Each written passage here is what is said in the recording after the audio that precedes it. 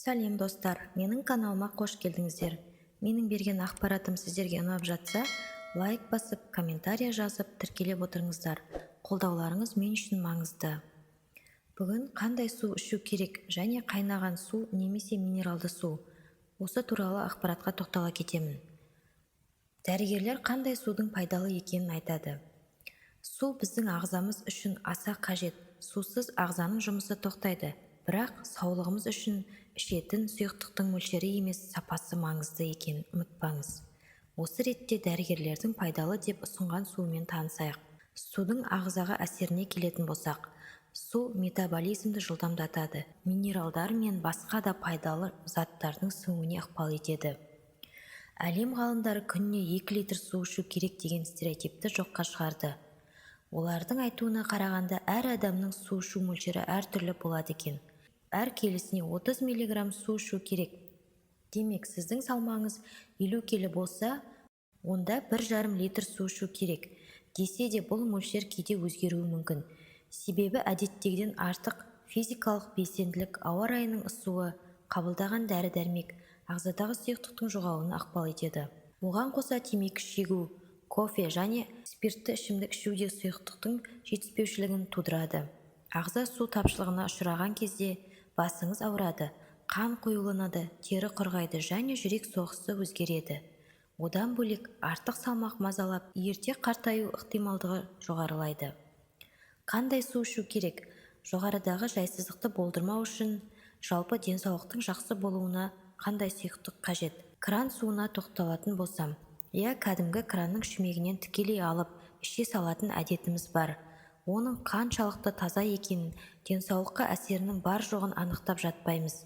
Десе де кран суына хлор қосылатыны белгілі. Ал хлор өз кезегінде қауіпті аурулардың қоздырғыштарын жойып, инфекцияны жұқтыру қаупін азайтады. Алайда ағзаға ешқандай пайдасы жоқ.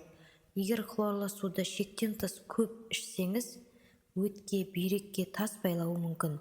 Сондай-ақ тері мен шаштың саулығына жауап беретін дәруменін жояды. Одан бөлек аллергиялық ауруларды қоздырады, жыныстық әлсіздікке әкеледі және де иммунитетті төмендетеді. Қайнаған суға келетін болсам, көпшілік ағын суды қайнатып алсаңыз, оның сапасы әлде қайда жақсарады деп сенеді. Сондықтан да әрбіріміздің үйімізде ыдыста қайнаған су тұрады. Өкінішке орай, бұл да дұрыс емес. Су қайнаған кезде құрамындағы вирустар мен бактерияларды өлтіреді. Алайда хлор мен ауыр металдарға қарсы күресе алмайды. Ал егер қайнаған суды қайта-қайта қайнататын болсаңыз, бұдан келер қауіп өте қорқынышты. Қайталап қайнаған су улы тригалометан түзеді. Бұл зат өз кезегінде ағзамыз үшін өте қауіпті екенін ескеріңіз. Сондықтан шайға немесе кофеге 1 рет қайнаған суды қолданған дұрыс. Минералды суға келетін болсам, көпшілігіміз минералды суға ең таза әрі денсаулыққа пайдалы деп қараймыз. Алайда бұл судың кейде пайдасы, кейде зияны бар екен.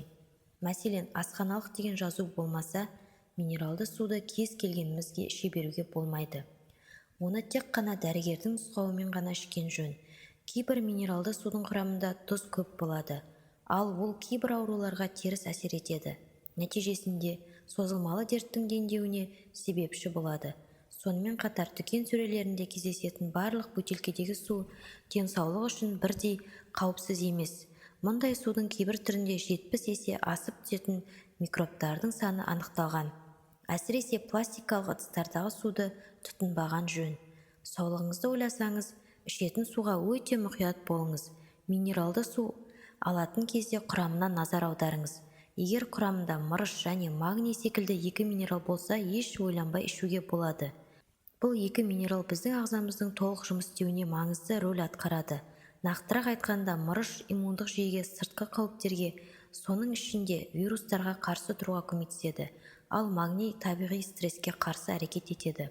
Оған қоса маңызды биохимиялық процестерге қатысады және бізді стресске төзімді етеді.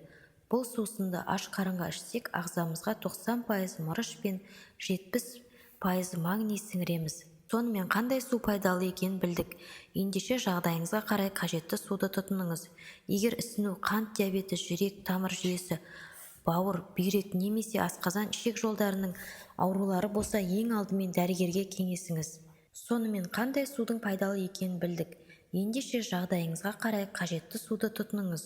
Егер ісіну, қант диабеті, жүрек, тамыр жүйесі, бауыр, бүйрек немесе асқазан ішек жолдарының аурулары болса, ең алдымен дәрігермен кеңесіңіз. Ол сізге қандай суды қандай мөлшерде ішу керектігін айтады.